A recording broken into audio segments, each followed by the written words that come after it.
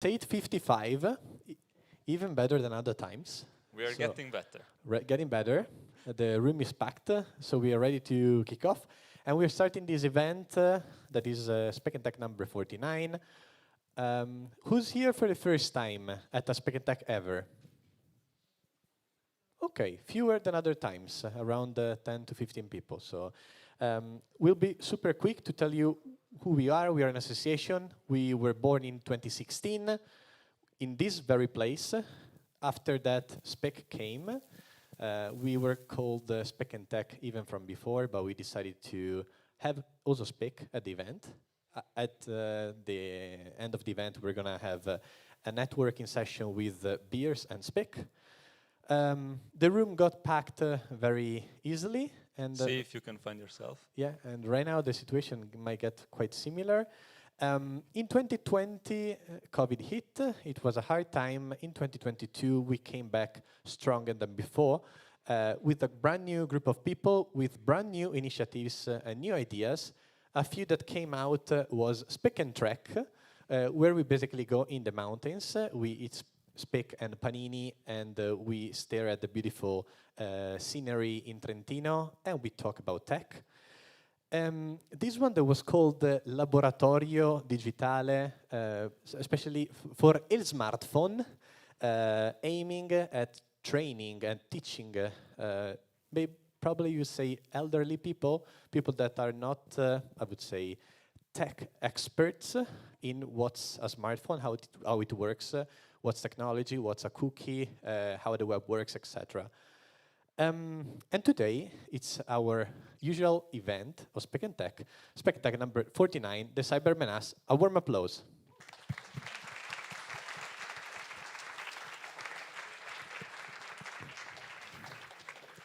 Okay, tonight we got 3 speakers, not even 2, 3. And the first one, you might know him because he was actually the voice of our first episode of our podcast. If some of you remember in 2020 when there was, in 2020-21, when there was that terrible moment where everybody was inside the home, we launched a podcast. And the first speaker of the night is Stefano ZANERO, sitting here. You can stand up and read. Gotcha.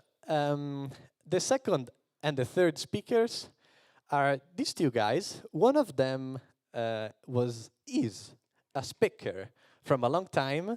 So Francesco Pavanello and MIRKO IORIS from Phoenix.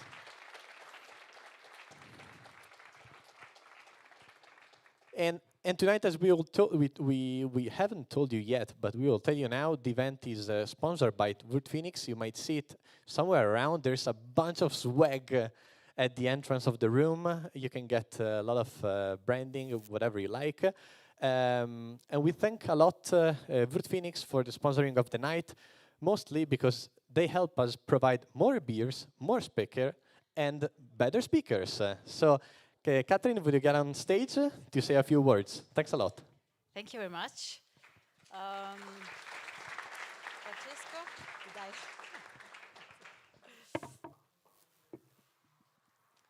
Okay, so thank you very much for having us here. Thank you very much for inviting Phoenix tonight to participate in this Speck&Tech event. It's number 49, I think.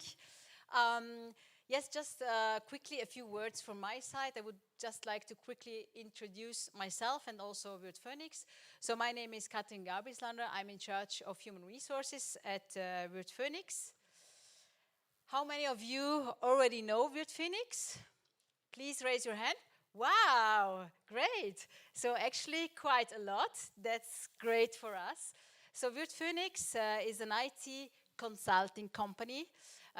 We're actually located in Bolzano, where we have our headquarters, but we have also offices in Milan and in Rome. We currently have about 200 employees, and we are part of the Word Group. We have more than 1,000 customers worldwide because we have customers inside as well as outside the Word Group. We have implemented more than 200 ERP or CRM or SFA projects, and we implemented more than 400 projects in IT system and service management environment. So as mentioned before, we are part of the Word Group. The Word Group is a huge company. The Word Group has something like 86,000 employees worldwide. All the red areas you see here, in all those areas, Word is located. And actually, we currently are celebrating our fantastic turnover we managed to reach in 2022, and we're talking about 20 billion of euro, which is really, really a lot. So, yeah, we're celebrating all together this fantastic target we reached. What kind of solutions do we offer? As I mentioned, we're an IT consulting company, and we offer consulting services related to our solutions. We're talking about solutions in IT system and service management. We're talking about monitoring solution, which is monitoring the IT infrastructure, which is NetEye, or we're talking about Sec4U, which is a cybersecurity solution we're offering to our customers. We're offering an ERP solution based on Microsoft Dynamics 365. As well, the CRM solution is based on Microsoft Dynamics 365. We have developed a Salesforce automation, which doesn't have anything to do with Salesforce, but it's a solution we developed actually inside with Phoenix. And we are also offering a reporting solution. It's a company information system solution, it's called. Who or what is Word Phoenix looking for? First of all, we're looking about tech enthusiasts. We're looking for passionates about new and innovative technologies, and that's why it's for us a great opportunity and a great occasion, and actually a great honor to be here tonight with you. We're looking for creative minds willing to change the world. We're looking for team players. The team spirit is something very important inside Word Phoenix. We're working on an international level, and that's why obviously language skills are also very important, especially if you're working in consulting and you have to deal with international customers worldwide. Outstanding communication skills, that's also very important, obviously, in consulting. And we're offering opportunities either for diploma thesis or we offer internship opportunities, or you can start your career right away after your studies at Word Phoenix. So we have different areas where you can start your career, either in software engineering, where you participate in developing our IT solutions we're implementing at the customer side, or you can start your career in technical consulting, where you're more engaged with implementing and configuring the solution at the customer side. Or if you have a more economic background, then you're probably more interested in a career in business consulting, where you're more an expert in company processes and not that much into really technical areas. When we are talking about software engineering opportunities, then I think it's also important to let you know with what kind of technologies we are working. So if you're an expert, if you see this skill set and you feel being an expert in this different kind of areas, then eventually Word Phoenix could be an interesting employer for you. So I kindly invite you to become part of our amazing team. And here you see some pictures, maybe, no, not maybe, for sure, because I've already seen some of you who participated in the Capture the Flag event we organized at the end of November. It was, if I remember well, the 26th November. Yeah, here you can see the winning team got a prize of 2,000 euros, so it was a big success. It was the first event we organized at the headquarters in Bolzano. We hosted 50 people because yeah, we didn't have a lot of space, so 50 was really the maximum, and it was really a big success. So yeah, actually we invite you to get in touch with Word Phoenix. You have here also all the contact details. Please have a look at our career page, have a look at all our vacancies, at our open positions, and we are really glad, or we're looking forward to meet you all, maybe also in a job interview. So thank you very much. Enjoy the evening. Thanks, Catherine. You can hand over the mic and the slider to Michele. And Thank you. Well, yeah. thanks for Phoenix for sponsoring Speck&Tech, for sponsoring this event. And thank you for giving us the possibility to buy the Speck and the cheese and the beers and whatever, everything that you will enjoy after the talks, which are starting very soon, at the networking part of the event.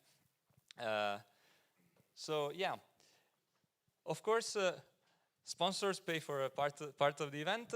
You can do your part too if you want to support Speck&Tech and make it grow even further. You can donate to the association. You can buy the last, I think, 5 remaining T-shirts of this year's edition. It's this one.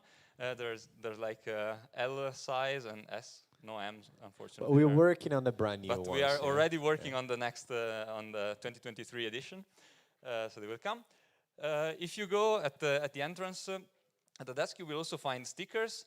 You can. These are like those we printed in the past years. 2022 stickers, brand new, are available. You can go there and take them for free.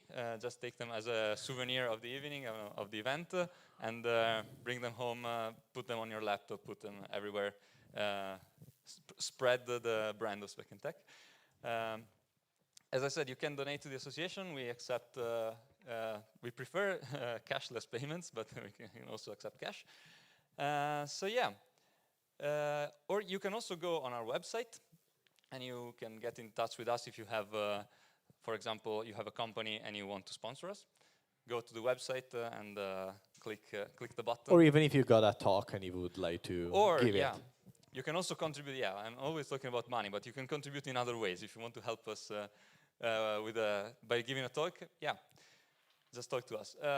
On the website, you can also find all the job opportunities from all of our sponsors, like with Phoenix, like OpenMove, who was the main sponsor of our retreat.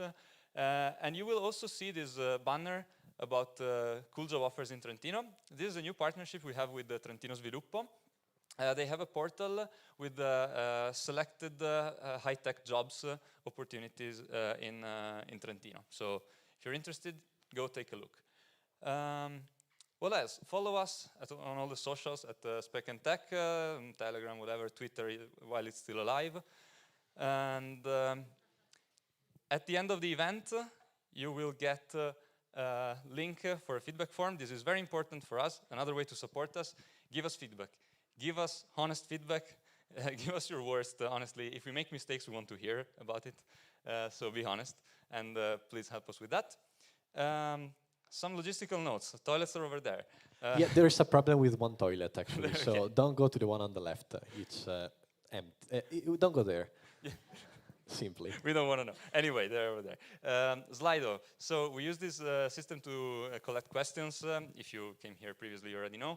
Go to slide.do and put the code SET49. It's not the usual. Usually we have ST. This time is SET49. And you can ask questions on your smartphone.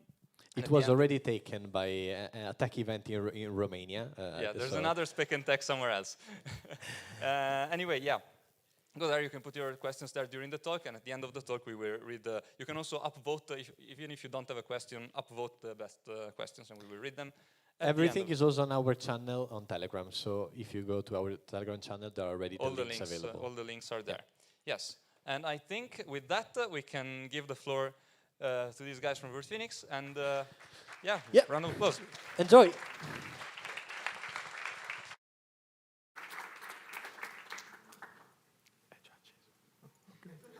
Sorry. So, hi everybody. Oh, wait. I wait for the slides. Thank you. So, hi everybody. My name is Mirko, and together with Francesco, we work at Phoenix, as you heard, as a cybersecurity technical consultants. And today we are here to present you log stealers, shopping time for threat actors. So, let's start from the beginning, from the definition of a log stealer. So what is a log stealer? A log stealer is a type of malware that aims at stealing sensitive data from the compromised system. Usually, typical targets are login credentials, credit cards information, cryptocurrency wallets, and also information stored in browsers, such as history, cookies, or autofill informations. Here, in the picture on the left, you can see the, let's call it the infrastructure of this shady business. Here on the left, on the top left corner, there are the developers, so programmers that develops the stealer. Then there are a team of people called the truffers who handles the delivery and the distribution of the stealer in order to give it to the victims, who are potentially vulnerable users. They steal them, they deliver the stealer in different ways. We will see them in a minute. And then the last, let's say, part of the chain are the buyers, so potentially interested people that can purchase the log that truffers stole before. How can truffers distribute the stealers and induce the victim to install it? Well, there are many infection chains. Here we reported a few of them. Usually the most popular method is to embed the stealer together with a cracked version of a popular program or software.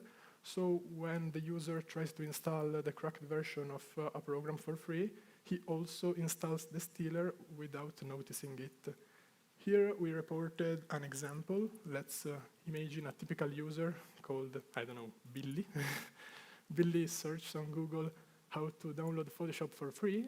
He finds a video where, with a tutorial. From the video, he clicks on a link that redirects him to a file transfer service where an archive folder or the executable is located. It can be a legitimate crack of a legitimate pirated version of the software, but together with the cracked version, there is also the stealer embedded inside. So the user downloads the Photoshop for free in this case, but also installs the stealer that steals his data and sends them to the attackers. So this is the typical way of how it works usually. We will now have a brief look of two of the most popular stealers that are out there and daily used by threat actors. The first one is Redline, which is a Russian stealer. Here and also in the next slides, we inserted some bullet points that describes how the stealers and after the marketplaces works and their characteristics. I won't actually go through all of them, but if you are curious, you can read the slides later and make a comparisons between all the things we list here. The thing that I want to focus you on is the service cost. As you can see here, it ranges from $100 to $200 per month. Why? That's because log stealers are usually sold not as a standalone product, but as a malware as a service. So people, the truffers we saw at the beginning, buy a license to use the stealer. So they get access to a control panel where they can configure the settings and decide what to steal, basically. But then the stealer needs a connection with the command and control server of the developers in order to work. Here is reported an example. This is specifically the workflow of Redline, but other stealers basically adopt this same mechanisms. As you can see here, this is the infected PC of the victim where the stealer has been installed. It contacts the situ server with his IP because it's hard-coded inside the stealer. You can specify the configurations in the control panel. The command and control server answers with some configurations, usually some DLL files that will then be used from the stealers to decrypt the information, the credentials that are stored in the browsers. After the stealers retrieved all the correct configurations, it just it does his work, so it steals the data and then sends the credentials back to the command and control server, so to the attackers. The second stealer we will see is Raccoon. This is also very popular today. This stealer is Ukrainian, and the thing I want you to focus on this time is the picture. The image depicts the control panel of Raccoon. So basically the thing you can configure and customize of your stealer. For example, from here you can decide whether to take or not a screenshot of the infected machine when the stealer is executed, or you can configure a Telegram bot that can send you basically the log after the stealing process is completed, and a lot of useful stuff if you're a criminal. Talking about Raccoon, FBI and other American intelligence agencies or companies made big investigations, and they were able to took down the infrastructure of the first version of Raccoon. So now we have Raccoon 2.0. But after their investigations, they claimed that at least 50 million unique credentials were stolen worldwide only by this stealer. So probably today the number is even bigger. And they also created a website, so the one shown here, where you can type inside your email address and check whether your email is present.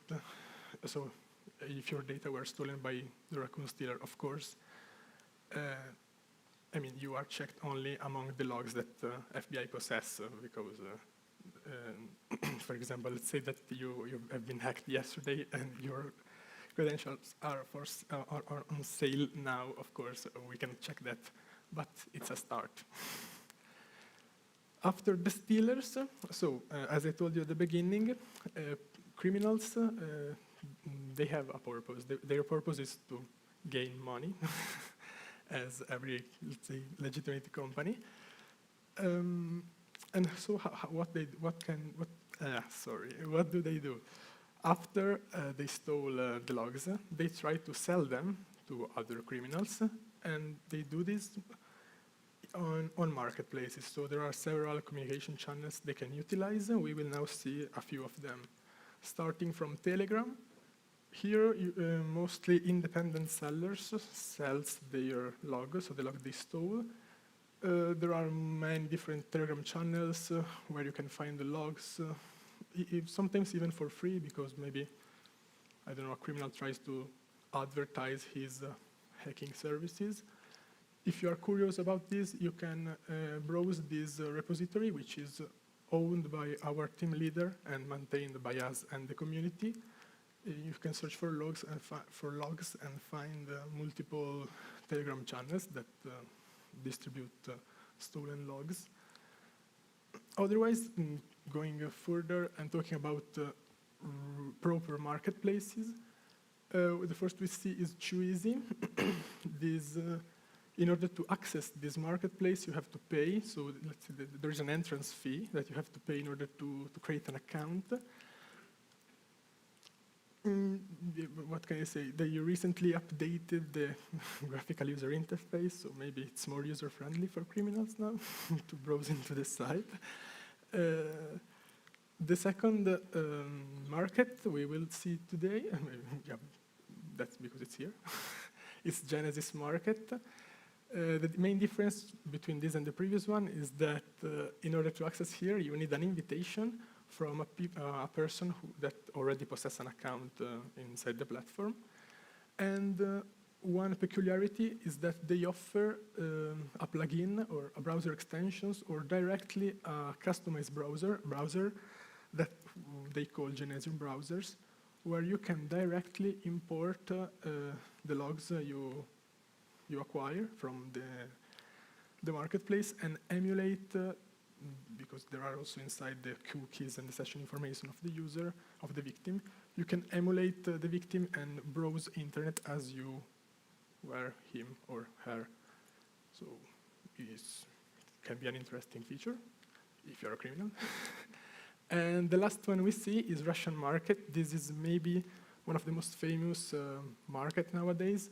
It doesn't only sell logs, but also, as you can see here in the menu on the maybe if you, I don't know if you're able to see it clearly, but they also sell credit cards information, remote desktop access protocols, PayPal accounts, and a lot of other stuff. Logs are sold, you don't really see the credentials that are inside the log while you browse them, but you only see the domains associated that are present inside the log. So you are sure that, for example, here we see discord.com, you are sure that inside this log there is a couple of username and passwords, so a couple of credentials that are valid. I mean, they should, you're not sure that they are valid at the beginning, but a couple of credentials that should be valid for this URL along all the others. Why it's important to monitor these marketplaces and why it's really actual nowadays? Because logs that are published here are usually very fresh, daily uploaded, so the chances of finding valid credentials is really, really high.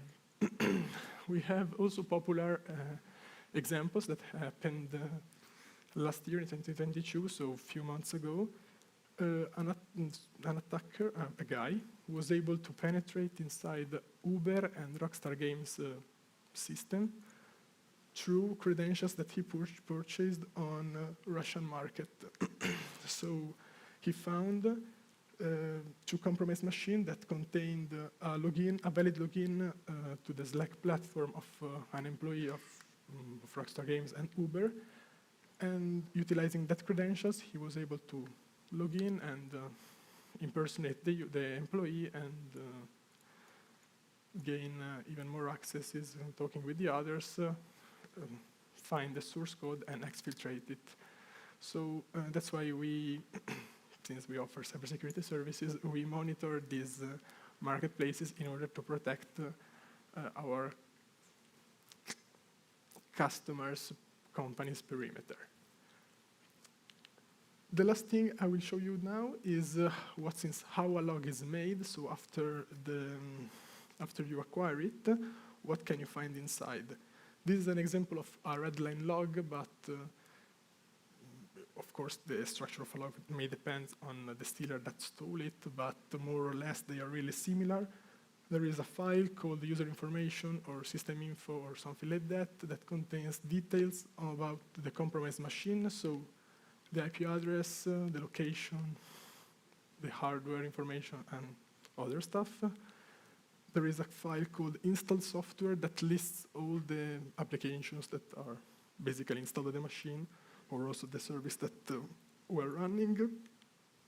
There is a file called important autofills in case of redline, or just autofill information for the other stealers that contain, okay, here, as you can see, they are censored or redacted for privacy, but it contains all the information that you type in while you navigate or you use a browser. So there may be potential confidential information inside, such as your city, your address, your name, or a lot of stuff. And then, okay, the file password.txt, which is probably the reason why people and criminals usually buy logs such as this one. Here you find the domains with the credentials that were stolen for that domain. Last but not least, the red line also gives you a list of installed browsers of the machine, and so from which it stole the credentials. Okay, so let's make a brief recap of what we saw. So we understood briefly, we had a brief overview of what a log stealer is. We saw a couple of examples. We saw also some marketplaces where criminals sell these logs. And now I will leave the floor to Francesco for the second part of the presentation, who will tell you about the importance of building a market scraper in order to actively monitoring in an efficient way markets and protect our customers better.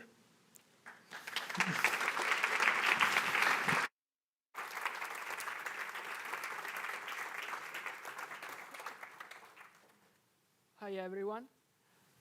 This is On, okay. As Mirko said, it is important from the point of view of a company to have the knowledge about what is inside the marketplaces and knowing if any of their corporate services was compromised. And in the context of a cyber threat intelligence service, it is important to satisfy this requirement. And probably the easiest way, and probably the most useful, is also to automatize the whole process by creating a market scraper. This should be done in OPSEC mode in order to avoid to spread the domain of the company that you are searching the logs for. And this means to use keywords instead of the full domain of the customer. For example, if we are searching stuff for wordphoenix.com, we can use the keyword rth.vh that probably create a lot of rumors and false positive, but then offline you can use the real domain because on your machine you can do whatever you want and no one know it, and extract the interesting logs from what you scraped. I mostly code in Python, so some useful libraries and API in Python are, for example, if you need to scrape and download the web page, you can use Selenium, Pipetteer, or the request library. The first two are more powerful than the request because you are also able to visualize what your scraper was doing because they emulate the browser and show what was happening. And Selenium is the most powerful because you can also inspect the web pages directly from the DOM, but otherwise, if you want a bit more freedom, you can use Pipetteer and Beautiful Soap to parse the page you downloaded. The same is true for the request library. Instead, if you need to bypass a Cloudflare block, you can use undetect Chrome driver. Or if you have to solve a CAPTCHA, you can use TrueCAPTCHA API that are charged, but it's really cheap, and they solved a lot of different kinds of CAPTCHA.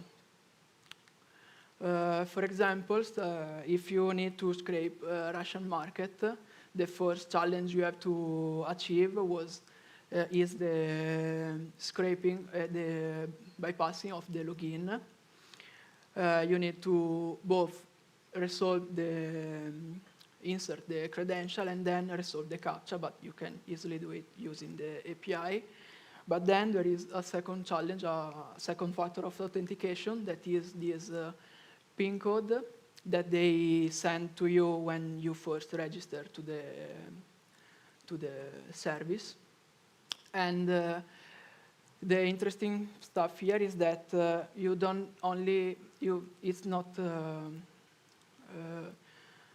it not only requires you to send the PIN, but you need to simulate the click on the buttons because each button has a code that changes every time, and they match the string that you create by clicking on the code instead of the code itself. And this code change every time, so every time you need to emulate the clicks. Then you browse the marketplaces through the logs pages, and there you can configure the research parameters. There are a lot of parameters that you can use to filter and maybe to eliminate false positive.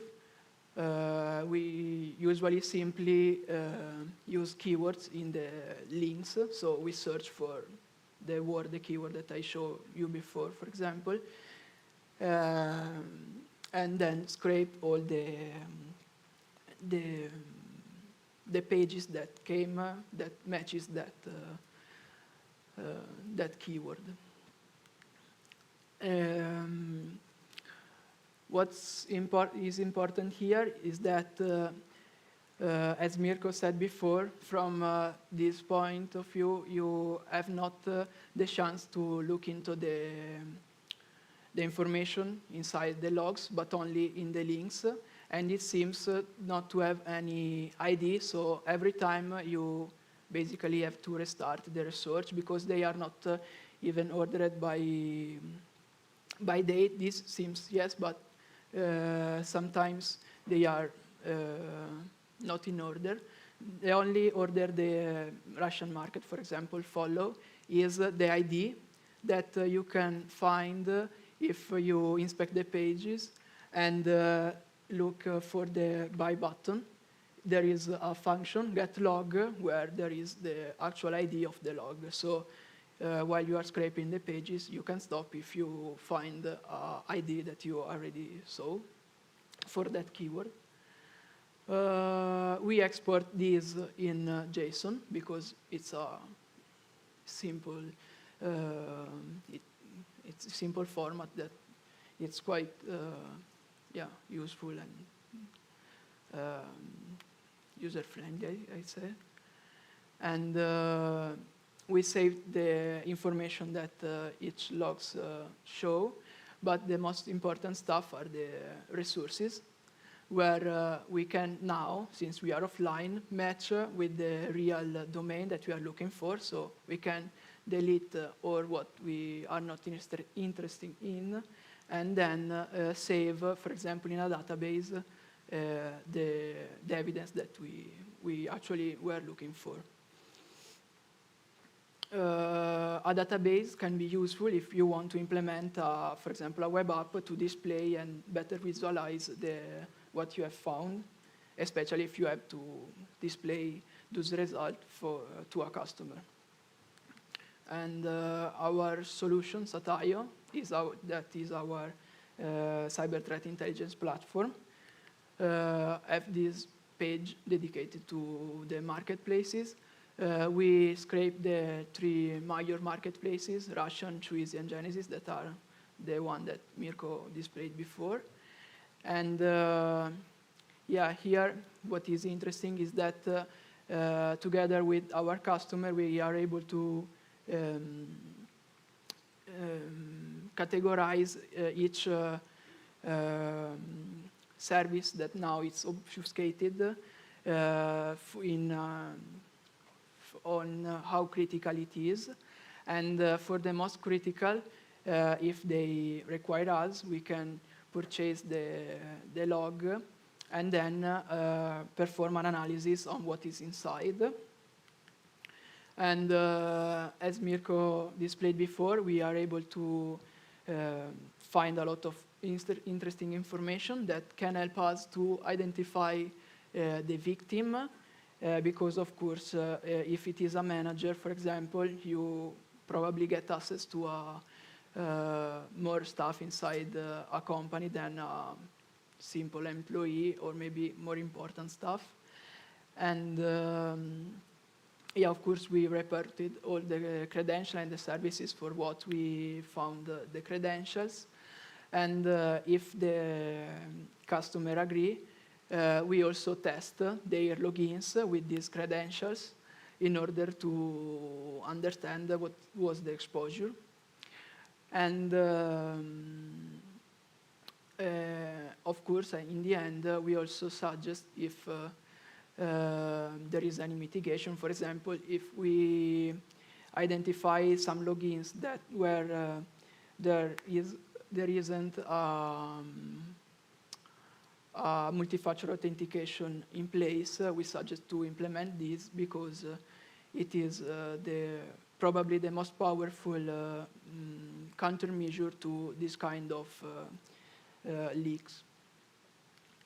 And I want to conclude with some fun fact that reveal us that threat actor we imagine usually them like super expert and really great hackers, but sometimes they also make some mistakes.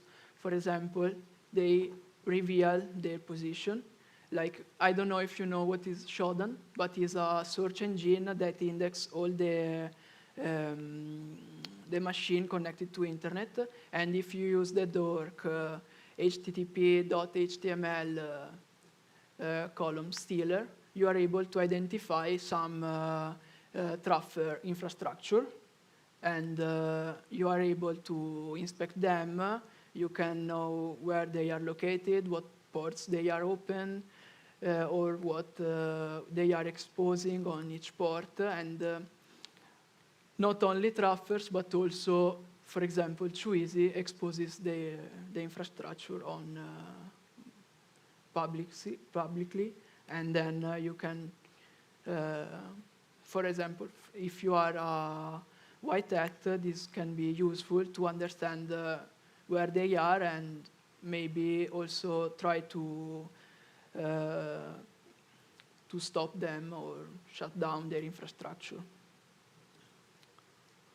Okay, so if you have any question, we are here to answer. These are our contacts if you have any other requirements after the talk. And thank you for listening us.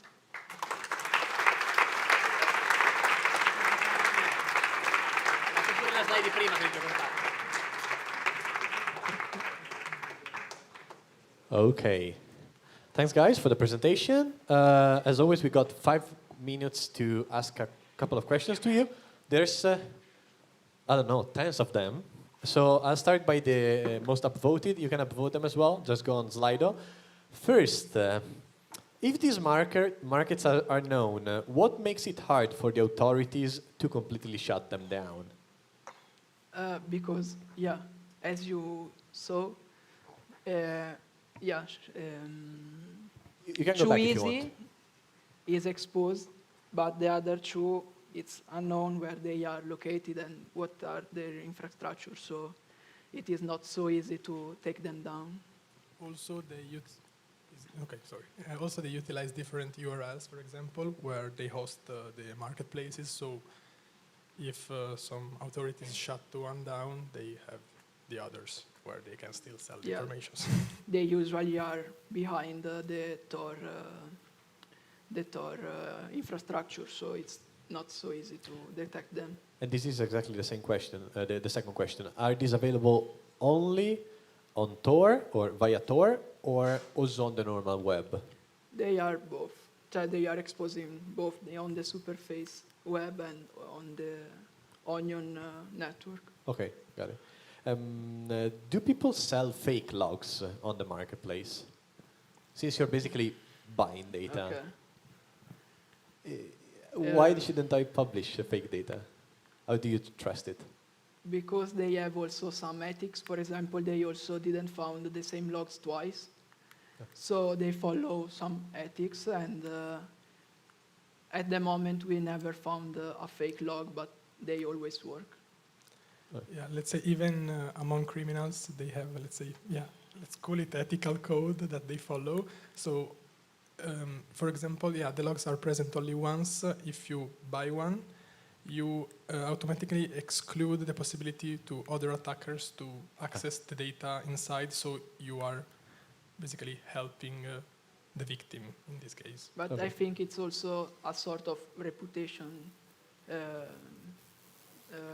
concern, because if you sell false stuff, then no one will buy it anymore. Okay, got it. What about making the authentication system of your company resistant to password, cookie stealing, e.g., multi-factor, session-bound, etc.? Like, I think this is a piece of suggestion. Like, is this help or no? No. For example, you don't have to save your password on the browser, but maybe use a password manager is a better solution. And then, of course, if you are cracking stuff, maybe do it in a virtual machine, because so if you are infected only into the virtual machine and not in the whole machine. And yeah, if you act well, there is, I think, no risk to be infected, but then if so, do it in a safe environment. And one thing we can add for the companies is, as Francesco told earlier, to add the multi-factor authentication methods, because these stealers are not able to steal your phone or the code that will pop up Yeah, there. physical token, yeah. Are these stealers, connected to this, are these stealers mostly running on Windows or also other platforms? And what about Android or iOS? I think I've seen so far only Windows Yeah, machine probably compromised.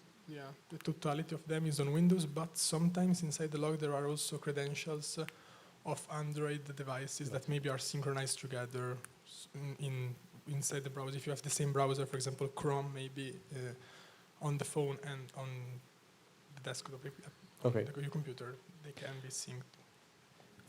Is all of Satayo's code written by Vert Phoenix?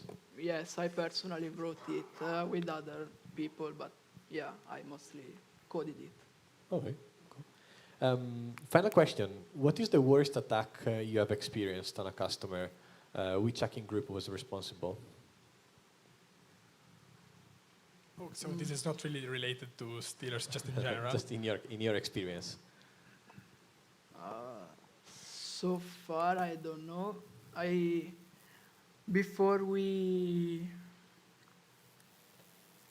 don't remember a customer that actually received an attack while we are monitoring Yeah, them. we have some customers that previously were victim of some attacks, but then, and so they choose our services.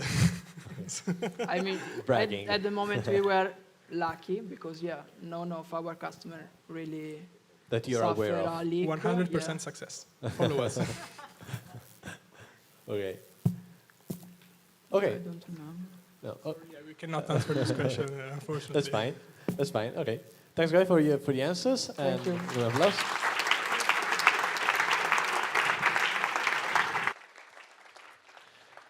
Okay. Before moving on to the second speaker of the night, our Stefano ZANERO, we have something to show you, and it's as we were making fun of this. It's the first time that it's airing worldwide, and if you're aware, a few weeks ago. Okay, 1 second. Okay. A few weeks ago, I'd rather say probably, 6 weeks ago, 1 month and a half ago, we went in the mountains with Speck&Tech, and we had our fabulous retreat. And this is the after movie. Nobody has seen it. Yeah. So enjoy 3 minutes of fun.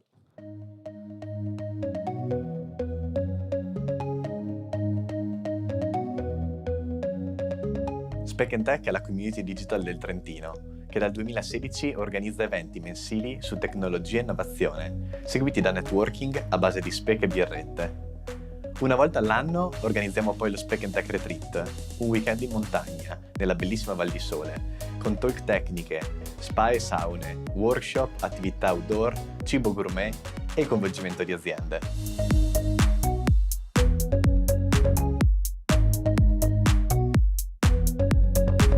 La sera Speck&Tech propone un momento spa, ma soprattutto un concerto di live coding, quindi di musica live generata da codice, però ibridata con più strumenti più classici, tipo basso e voce. Che si adatta perfettamente al target dell'evento.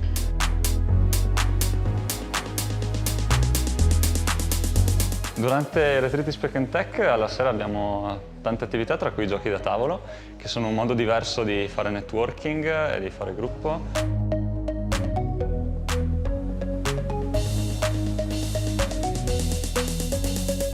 La mattina propongo uno yoga per un risveglio muscolare, per l'educazione al respiro, per creare un po' di calore all'interno del corpo e per svegliarci bene.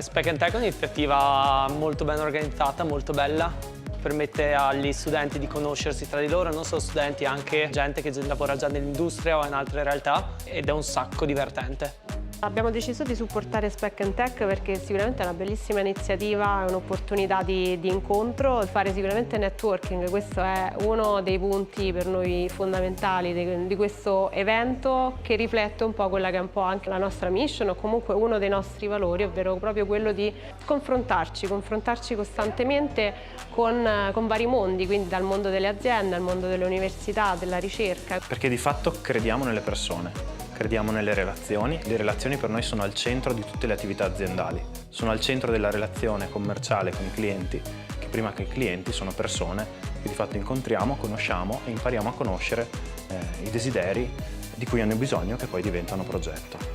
Fare networking è importante perché ti permette di conoscere realtà che magari non avevi mai sentito prima, potenzialmente trovare posti di lavoro più interessanti, conoscere persone più interessanti, sbloccare opportunità in futuro. Questa è la bellezza comunque di stare insieme e di condividere non solo relazioni e diciamo ambiti formali e così di concetto, ma anche i momenti più divertenti e di svago. Talk interessanti, persone molto interessanti. Big data. Machine learning. Virtual reality. Cookies. Quello che importa è ciò che c'è tra le orecchie, quindi una testa in grado di pensare, di riuscire a portare valore aggiunto. Il format giusto che unisce da un lato la competenza e dall'altro l'aspetto più fun.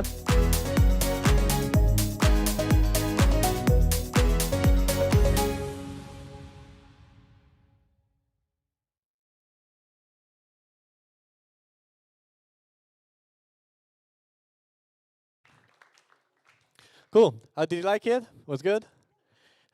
Final slide before handing over to Stefano Zanero. Next event in more or less 40 days.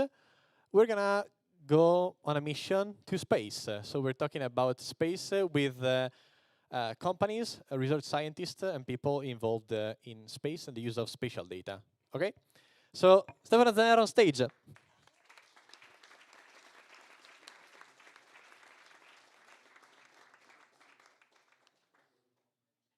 Ciao, buonasera a tutti.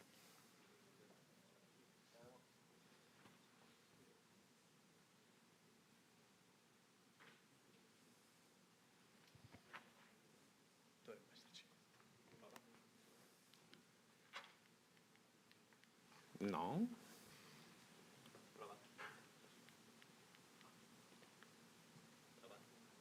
Secondo me se lo accendiamo funziona meglio perché era acceso. Okay, good evening everyone. So my name is Stefano. I have two issues tonight. First issue, I have just been operated at my nose, so my voice may not be as good as it should be, which brings me to another important point. If you do not understand what I'm saying because I start sounding odd in English, just let me know. I am testing my newfound accent in English just with you now. Second problem, I'm standing between you and Speck and Beers, which is a very unfortunate place to stand in. So I will try to be brief. The problem is professors basically never maintain. So I'm going to talk tonight about cybersecurity, the security of robots, and how security of robots turns into breaking the laws of robotics for those of you that are passionate about Isaac Asimov. So what are the targets of our talk tonight? What scientists will call cyber-physical systems, which means things connected to computers. Other people, like the people that actually make money instead of getting a salary from the state, call them IoT. However, cyber-physical systems in industry have several important traits that I would like to stop for a second before getting into the talk, so that we are all on the same page. First thing is that these systems have existed for a very long time. They're not new, they're old. and they were not supposed, note, this is not completely true, but we will see that later. They were not supposed to be connected to the internet. And so security is an afterthought. But then again, you look at any web application designed by any brand new startup supposed to be internet native, and security is an afterthought all the same. So the problem is that security is an afterthought, period. The second trait is that they are production critical system at very least. Sometimes they are society critical systems. They can damage society if they go wrong. But in the very least, they can damage the company they belong to. And also, this means that they are extremely difficult to update. There is the largest vendor of industrial robots in the world, FANUC, estimates that some robot deployments cost on between tens of thousands and hundreds of thousands of dollars per minute of downtime. So you apply a patch, you reboot the thing, and you have lost $1 million. That means it's difficult to update them. And they are not necessarily managed by computer engineers, which is not by itself any guarantee, but they are managed as devices. They are part of machines, and they are considered part of machines. Also, this means, all of this means that these, I will skip some slides sometimes because there's more material here than there's time for. It's left as a reference. Then I will leave you with a website where you can not go and not read our papers. But if you ask any security professor, of which there's at least a couple of specimens in the room tonight, what are the basic goals of information security or computer security or cyber security, call it like you want, they go to the CIA triad, confidentiality, integrity, and availability. In cyber physical systems, confidentiality, integrity, and availability are completely irrelevant. What is relevant is safety, is production continuity. It's production outcome alteration, the possibility that things get manipulated, the possibility that people get hurt, the money that you lose if production stops. These are the things that are important. And this means that all of our work on security needs to be refocused on different things. This is an example. It's not my research, it's someone else's research, so it's great. It's research from Yuval Elovici and friends at the Ben Gurion University of Negev in Israel. So what they did was they basically showed how you could print, 3D print. It's additive manufacturing is one of the technologies that are involved in Industry 4.0. How you could 3D print the rotor for a drone and create an invisible defect, create two things that look exactly alike to human eye, but one of them breaks during flight. This is what a micro defect is. Now, if inside cyber-physical systems used in industry, we can introduce not macro defects, because breaking production is easy, but if we can introduce micro defects, that's way worse. Just think of the threat scenario. We know that the most common scenario for people making money with insecurity nowadays is ransomware. We have heard about that before. Now, think of this ransom scenario. You get a call or an email from someone, and they say, you know what? In the last 6 months, all of the aviation parts you produced, 1 out of 10 of them is defective. And you are never going to find out which ones. But I know exactly by serial number which are the defective ones. How much money is that worth? It's worth a lot of money. So these are the things that are important now. Now, how do industrial robots come into play here? industrial robots are these beasts here.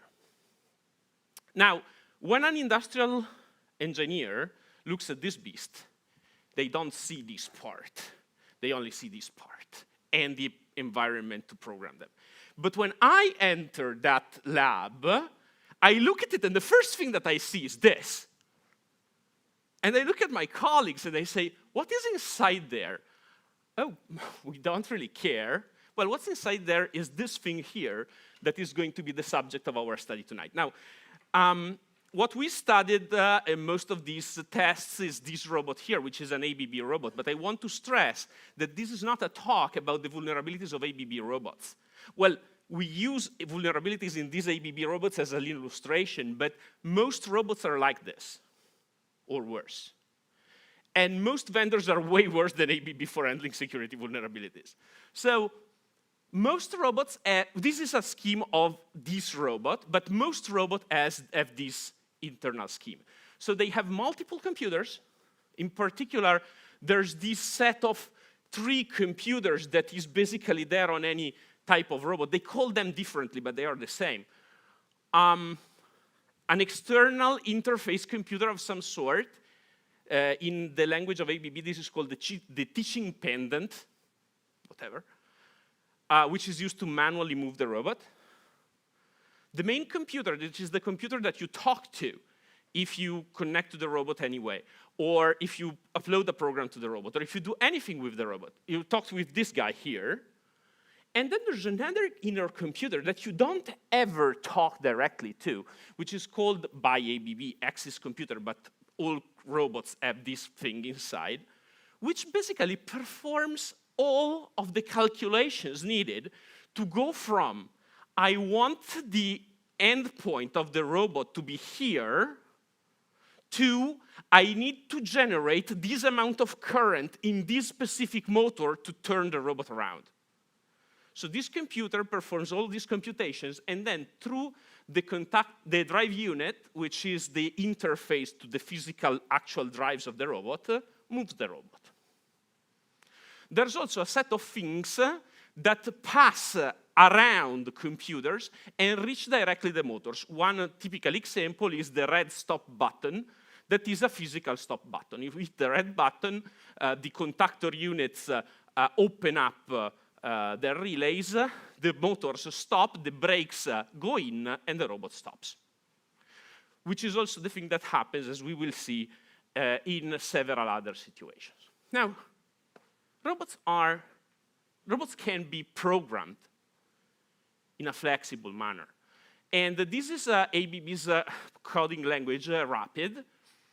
And one of the things that is interesting in robots is that you can pass from programming them with code to programming them by teaching pendant and back to code and go back and forth between these two things. This is one of the things that robot programmers really like. But this code has parameters that in some cases are defined by the programmers.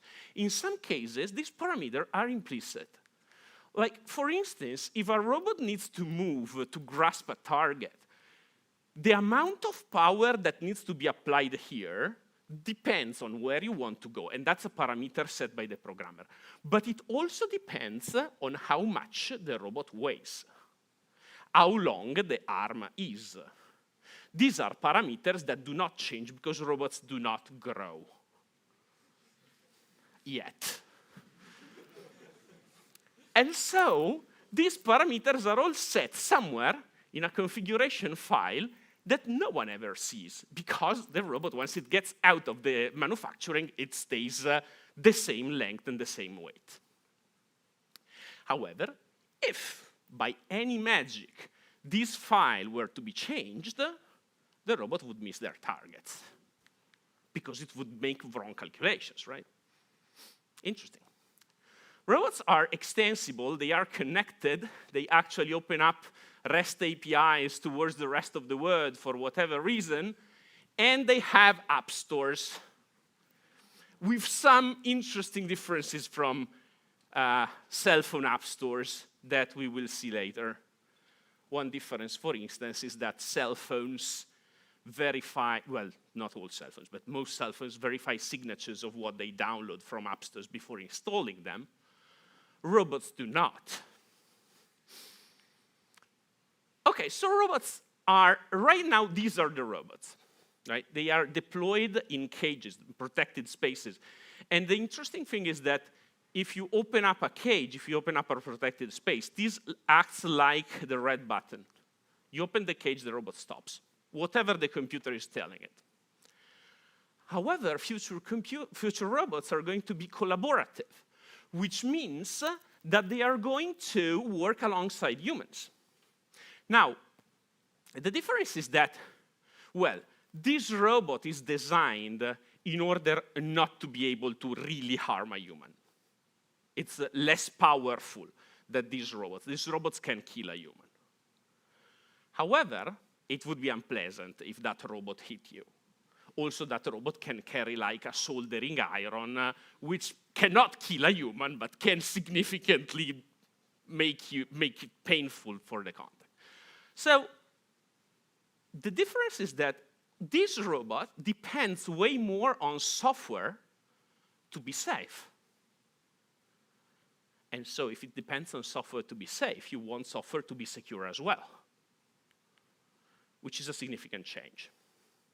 Now, why is this important? This is important because we assess the impact of attacks in everything we do in security by reasoning on the requirements of systems. If we don't do that, we do a shitty job as security engineers, which is what most security engineers do.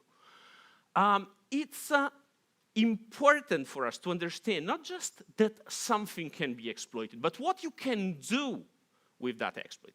And in order to understand that, we need to understand what are the requirements of systems. And robots have three big requirements. They need to be safe to use. They need not to harm humans. They need to be accurate in what they do. They are employed specifically to do things that humans are unable to do because they are not accurate enough. And also, robots are costly, and so they need to not break while they do things. If we are able to do any of this, to violate one of these requirements, then we have a robot-specific attack. Not an attack against the computers inside the robot, an attack against the robot itself. And here's for the Asimov fans among you, these are the three laws of robotics. These requirements. Law number 1, number 2, law number 3. Okay? So this is literally the driving thing. Let's see some examples of attacks that break these laws of robotics. So for instance, if someone modifies the configuration file, the one with those weights and lengths and parameters, the robot will miss its targets, either by a lot or by very little, introducing micro defects. We showed that you could manipulate these so subtly that you could introduce micro defects without changing a line of code in the program of the robot, which is very important because since this file cannot be changed, has no reason to be changed, there is no way to inspect it, except by hacking into the robot again. So if someone is able to manipulate this, the programmer is never going to be able to see that, because there's no way to, because no one ever thought about it. And the same goes if you obviously modify the program, but that's easy, it's not particularly engaging. There's another engaging thing. So we saw that in current robots, if you want to approach the robots, you open the cage, the robot stops. So this is not very relevant. But in future robots, the operator may look at an indication if the robot is in automatic mode or with its motors off before approaching the robot. Now, lo and behold, we were able to change the display to say that motors are off while the motors are actually in auto mode, so the robot is ready to move at its maximum speed and strength. And this is not particularly difficult to do because in the case specifically of ABB, the teaching pendant is a Windows CE computer, and that's a DLL. You literally need to change the string in the DLL. It's not a rocket science, and not even robot science. So if these things are easy to do, then we need to understand how easy it is to compromise the controller. Now, this controller has a lot of interfaces exposed to the outside. First of all, there are at least a couple of Ethernet ports or sets of Ethernet ports. A set is for connecting to other machines on the factory LAN. Another set is usually to service the robot. If you want to change the program of the robot or to update the software of the robot, you plug into this Ethernet network. Or, in some installations, you can just put a USB key in the robot and let the robot update itself. Because, of course, it's a half-a-ton piece of machinery that can kill humans, but why not update it over a USB port? Also, helpfully, most robots are actually already connected to the internet via a GPRS modem or a VPN concentrator in order to allow for remote maintenance, because, of course, since they can kill humans, why not allow anyone to dial in and just manipulate the robot?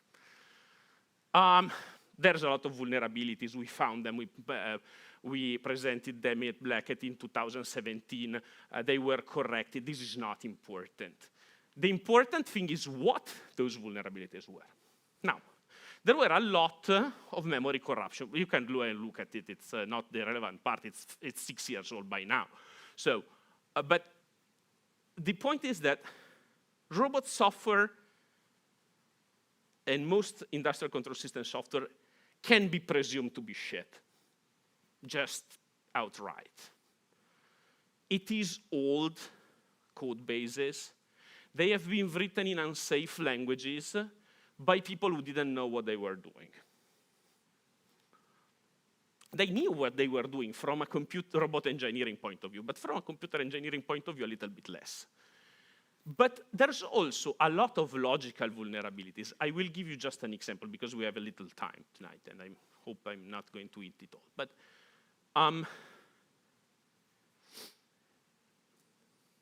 the different components in the robot talk to each other via FTP inside. The odd choice, but you know, who am I to? They talk to each other via an FTP server that has been rewritten from scratch in C by people who didn't know what they were doing. But this is another story, which is connected to the first part of the slide. So, when the robot updates, the different pieces of the robot download via FTP from the main computer their updates. They don't check signatures because signatures are for dummies, and install them. And so we were wondering, what are the passwords and logins that are used internally to do this? There must be some hardwired passwords. Well, it turns out that not just there's hardwired passwords, but the hardwired password is printed in the manual. There is a section of the manual that says there is a hard-coded password, there are hard-coded users, default user, with an hard-coded password, Robotics. The user cannot be turned down, the password cannot be changed. This is the manual, it literally states this. It was true until Robotware 5.5. After our research, Robotware 6 was released, and this was not there anymore. There's still the default user, but you can remove it. So, which is arguably better. Now, so we thought, it's there because this way the different components can use this default user to, no. Turns out they don't use that. They use randomized logins and passwords. And we're like, randomized login and password, that's nice. Randomized every time. How are they randomized? Well, it turns out that this solution adopted was every time you reboot the robot, for the first 5 minutes, there is no logins and passwords. Any login and password works because the robot needs to update itself. It's obvious. So during and this on the FTP server that is also outside, not only inside the robot. So these are the example of vulnerabilities that are inside these things, which can kill humans. Also, all the components that you have seen blindly trust each other. There's no signatures, there's no isolation, which is the reason why you can compromise the main computer through any of the 2,000 vulnerabilities that we found, and then you place something malicious like a rootkit DLL on the teaching pendant, which is a Windows CE computer of 20 years ago, and at that point, you have persistence because the other pieces of the computer will trust that one. And this means that you can have also, by the way, you can also have command and control functionality and call home from the teaching pendant, because why not allow the teaching pendant to connect to the internet? It's a reasonable assumption. So you can go on our website and watch the videos of the attacks and whatever else. Now, a reasonable question here could be, what is the attack surface? So how many of these robots are actually connected to the internet? Because, come on, who connects a thing that can kill humans to the internet? First of all, robots are meant to be connected. This is a piece of a manual from a 4th generation controller of Comau robot. Comau is an Italian manufacturer of robots, part of the Fiat group. And that 4th generation controller is a robot of 30 years ago. These robots were already able to send and receive commands via email. You could send an email to the robot would reply to you with the execution of the command. And they achieved this by installing SendMail in the robot controller. These things runs SendMail, of all things that it could run to manage it. But this is not the important part. The important part is, why the hell you use email as a command channel? There's only one reason, because you want to connect this thing to the internet. If it's connected to a local network, there's a gazillion of other protocols that are more easy to use than email, and I shiver while I say this. But even if you're not convinced, there's also standards that are applied that actually mandate for robots remote maintenance capabilities. In addition, with Industry 4.0, there's integration of all these devices, so RESTful APIs to integrate robots with data lakes and whatever the other buzzwords that you can find.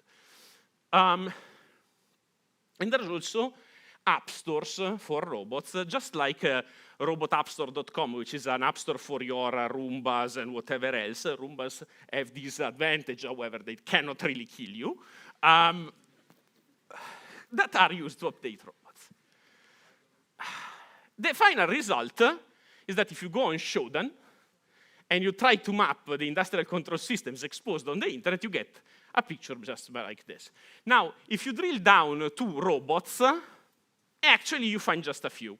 Depending on the day, you find about 20 to 30. Just a few, very little. However, most robots are, unsurprisingly, not connected directly to the internet, but connected behind industrial routers, these pieces of equipment that are supposed to strongly protect industrial networks. An industrial router is your run-of-the-mill Conad sold home router. They extracted it from its case, put it into a ruggedized case, and resold it for 10,000 euros. In fact, there's over 83,000 of those, depending on the days and the lunar phases connected to the internet, 5,000 of which without a password. And of course, I cannot see what is inside because it would be a crime to actually look inside. So I'm sure that there's absolutely no robots and installations and wind turbines or hydraulic plants behind those 5,000 robots, the 5,000 routers that we never checked. But if someone had coded actually and had set up the robots, the router with a password, we would be safe. Not really.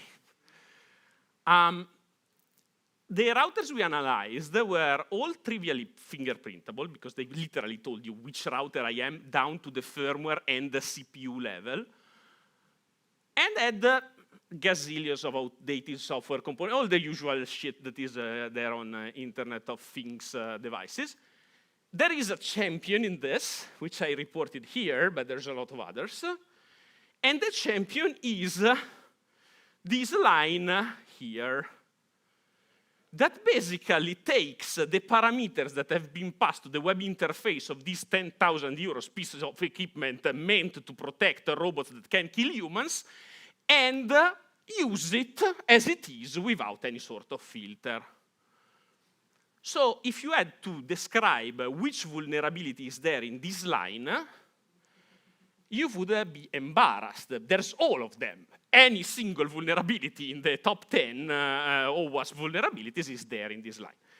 Now, besides the debatable idea of programming a device that costs 10,000 euros in PHP, at some point we were so amazed by the shitty quality of the code that my co-author Federico Maggi did a thing that I would have never thought in my lifetime to do. He pasted the code in Google and came up with this deleted in shame post by someone about how to create a shitty API with PHP, which had been copy-pasted inside the router. We told this guy, as I told you before, ABB is actually a very good example. When we contacted them with their vulnerabilities, they responded to us in 24 hours. In 5 days, they had patches for their robots, and the only thing that they were worried about, rightfully so, was how many months we would give them to deploy the patches to their users around the world. And we gave them a lot of months because it made sense. This router is still vulnerable because we alerted them only in 2016. It is 2023, any day now. So I don't have a lot of time, but basically all the robots also use proprietary languages to be programmed. Now, domain-specific languages are a great idea and a terrible idea. They're a great idea because they lock customer in, and so they don't allow you to easily change robotic vendors. But they are a terrible idea because designing a language is actually not something for the faint of heart. So, in this rabbit hole, we tested all these languages. Basically, most of them, if not all of them, have all the features that are needed first to write this type of shitty code. This is actual piece of code that comes from a repository written in Rapid. Someone decided that it was a great idea to write a web server in a programming language thought to program robots and place it on a robot. And this is what they came up with a direct pipe of everything that comes in into everything that goes into the web server, with predictable results that you can do anything from changing routes to stealing stuff to whatever. So it's not even worth going through it. However, besides finding tons of vulnerabilities, this is the number of vulnerabilities we found in 100 programs. These numbers are on 100 programs. Because the reason is that if you design a programming language that needs to be used by people that have no computer engineering expertise, and you decide that the best way to allow them to make pieces of machinery that can kill humans talk to each other is to have them write sockets, you're a criminal. There must be a law, an international law, that punishes you. Because, of course, if I were to write something starting from sockets, I would make mistakes. And cybersecurity is my profession. You cannot expect this to be safe. In fact, I don't expect it to be safe. I'm not amazed that there were like 34 programs out of 100 that allowed people to do shit on the network. I'm amazed that there are 66 that didn't. Probably our scanner was broken. My personal assumption. Now, of course, by using these features, you can basically write malware that self-replicates inside the robots and jumps from robot to robot. Why? Because you can load the things from the network, you can jump to something at runtime, you can scan things for targets, and it's Turing complete languages. So what you get is that you can develop malware. We developed malware, and we said, okay, so of course, having written language that is Turing complete and allows to develop malware, and of course, having app stores that allow to share these programs, they probably have thought about no. And there's a CISA advisory that tells you that you can upload malware on KUKA's app store and get it installed on robots without any type of check. So conclusions. Yes, this is my image for cybersecurity vulnerabilities in robots.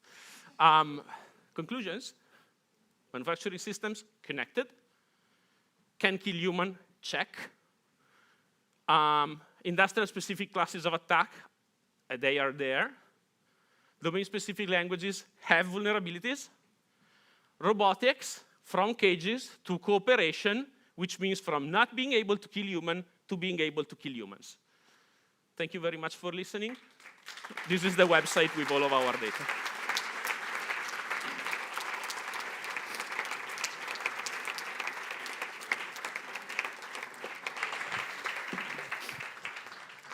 I lied. Well, thank you very much for the talk. We have a few questions, as usual. So first question is, would signing the config files reduce the attack surface? Would signing the config files reduce the attack surface? No, because when someone is inside the robot, they could change also what is used to check those config files against. However, signing the code and the packages used to update the software would make it so that when the software is updated, it could be checked.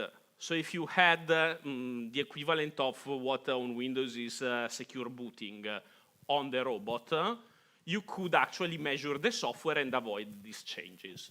You couldn't do that just with a signature, but you could do it in a more specific environment, which unfortunately would require to change the hardware, which costs 500,000 euros, so it will not happen for the next 20 years. So yeah, difficult to update. Yeah. Was someone ever killed by a robot? An industrial That's a very robot, good let's question. Generally speaking, yes. Was someone ever killed by a robot? Yes, there is also an unfortunate story of a maintenance worker on an industrial, an automotive plant in Germany that was killed by a robot. But because of cybersecurity, the answer is the same answer to the other question that they usually get asked, which is how many of these attacks have we seen in the wild? We don't know, because there's no repository of this data anywhere. Yeah, right. We have a question that is about Roomba's products. Okay. Do they have the same vulnerabilities? Can the cameras be leaked too? That's a good question. I don't know. I have not looked into those. However, there is a different type of vulnerability there. Roomba and other consumer products have mostly vulnerabilities related with access to private data or to private surfaces. They don't really have these big safety issues that we have in industrial power plants,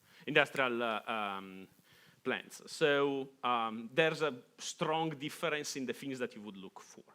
Yeah, a Roomba cannot kill you probably. I wouldn't dare it. I mean, yeah, everything can, if the batteries catch fire.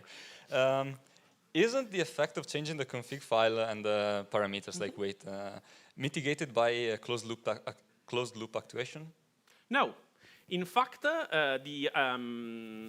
the controllers in the robot are all closed loop and they have proprioception, but you can make them oscillate around the points. If it is a little bit more complicated, it didn't fit in the slides tonight, but if you go and look at the paper, there is actually the equation for this and also ways to do this. It's not as easy as using closed loop, but for instance, you could use a controller with a trusted execution environment and have a check running in trusted execution environment to check the control action.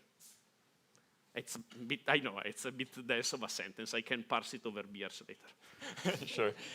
We have more of a comment than a question from reviewer number 2. Then. Okay, I prepared. Sorry, wrong timing. Do you see a way out of this other than pen testing and reviewing every single device and constantly before it goes on the market? Anything cheaper and faster? Oh, no. So we cannot pen test our way out of this. I have sold my penetration testing company, so I can safely say we cannot pen test our way out of this. What we need to do is to design things that even if they are broken from a digital standpoint, they cannot harm us in a physical standpoint. And there's ways to do that. We need to build things for resilience because we will never be able to banish all vulnerabilities from existence. That's not going to happen ever. or at least until I go in retirement, then it can safely happen. Sure. Final question, what is your time prediction for a Skynet-like takeover? For a what? A Skynet-like takeover? Oh, well, if the self-driving of Tesla is any indication, anywhere between 3 and 4 centuries. Okay, makes sense. Thank you again, Stefano, for the talk.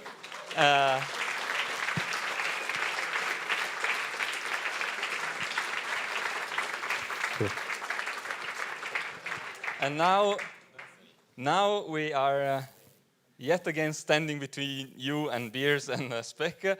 Just to remind you a few things. You can support us by making donations at the desk at the entrance, and you will find also gadgets and stuff, swag that you can take home. Yeah, there's a bunch of swag.